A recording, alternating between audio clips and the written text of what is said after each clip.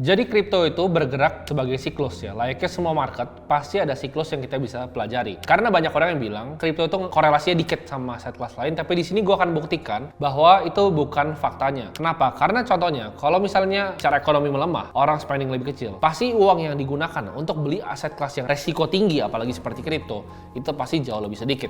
Nah di sini untuk kalian bisa ngerti ya, kita akan pakai namanya Four Season Economic Model. Jadi di sini kita bisa lihat ada Goldilocks ya, ada reflation, ada deflation, dan ada inflation. Di saat misalnya lagi Goldilocks dan reflation, ini aset-aset yang high risk ya. Jadi kita harus tahu siklus aset. Contohnya, kalau kondisi seperti sekarang, kita tahu misalnya ini masih banyak ketidakpastian ekonomi yang dilakukan orang akan larikan uangnya ke aset kelas yang lebih aman.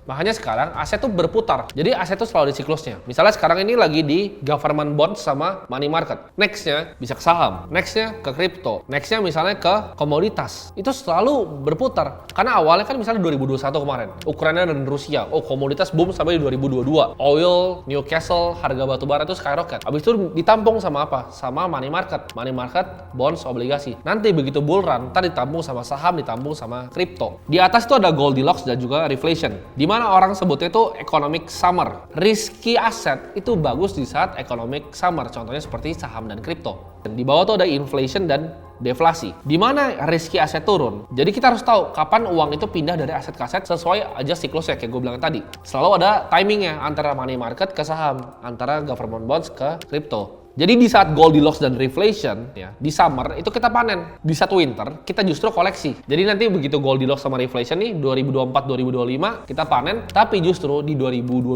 2023, 2024 awal itu kita pupuk dulu tuh. Koin-koin yang kita suka kita pupuk dulu. Kenapa? Karena kita tahu oh ini lagi nggak bagus nih, ini lagi bukan economic summer, lagi bukan Goldilocks sama reflation. Nanti begitu Goldilocks sama reflation kita sikat. Jadi kita harus bisa ngelawan herding behaviornya orang-orang. Karena orang-orang bisa kebalik tuh mindsetnya. Sebagai investor yang jago, kita harus kontrarian. Kita punya mindset yang orang lain nggak bisa lihat. Bahkan kalau kita ngerti tentang misalnya futures market, kita bisa tahu nih, lagi bukan summer, lagi winter, kita sourcing aset-aset seperti Nasdaq, seperti Bitcoin, seperti Ethereum. Begitu naik baru kita beli lagi, kita long gitu. Itu bisa mainnya seperti itu. Jadi antara siklusnya kita bisa manfaatin. Karena orang di kripto itu banyak yang nggak mau realize profitnya. Begitu udah tinggi ya, mereka tunggu lagi sampai winter lagi. Kalau kita nggak, karena kita tahu siklusnya. Begitu nanti siklus selesai, kita TP ya, kita tunggu lagi untuk koleksi lagi. Kita tahu Bitcoin itu ada siklusnya, ada halvingnya 2020, 2024, 2016. Kita harus tahu tuh kapan dia halving segala macam. Jadi kita tahu seperti apa siklusnya bergeraknya. Nah jadi ini gue akan bagi keempat ya. Yang pertama adalah spring, summer, fall, winter. Jadi spring itu adalah early recovery. Nah untuk carinya kapan, nanti gue akan ajarin abis ini. Summer itu growth ya, jadi summer itu kita bisa panen raya itu summer. Kalau kan bull run, kayak Bitcoin 69.000 ya kan, 68.000. Abis itu nextnya ada fall. Ya mulai turun, ya kan, mulai turun 40.000. Terus ada winter recession. Pas winter apa yang tadi? Oh Luna collapse, ya kan, Three Arrows collapse, FTX collapse, FTT collapse. Itu pas winter tuh. Nah winter kalau udah bottom ya kita akumulasi sampai ke spring lagi, ya early recovery. Jadi ini kayak ibaratnya kayak musim-musim. Kita harus tahu kita lagi di musim yang mana.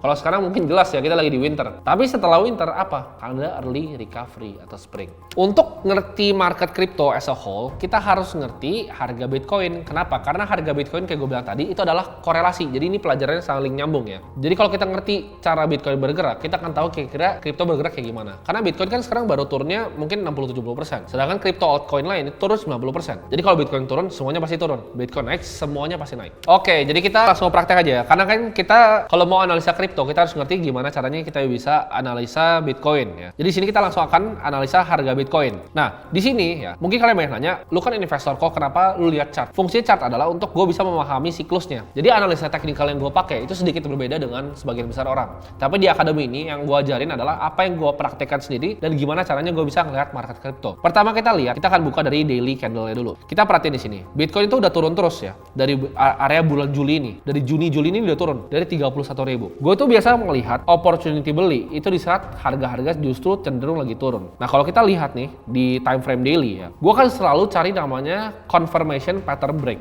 Jadi di sini kita lihat nih, begitu dia mulai naik di sini ya. Ini dia akan bikin higher low, higher low, higher low. Sampai ini di break, dia bikin lower low, lower low, lower low. Jadi teknikal gue tuh nggak ribet. Gue cuma lihat patternnya aja. Gue nggak hafalin. Misalnya ini ada engulfing apa, gue nggak pernah hafalin.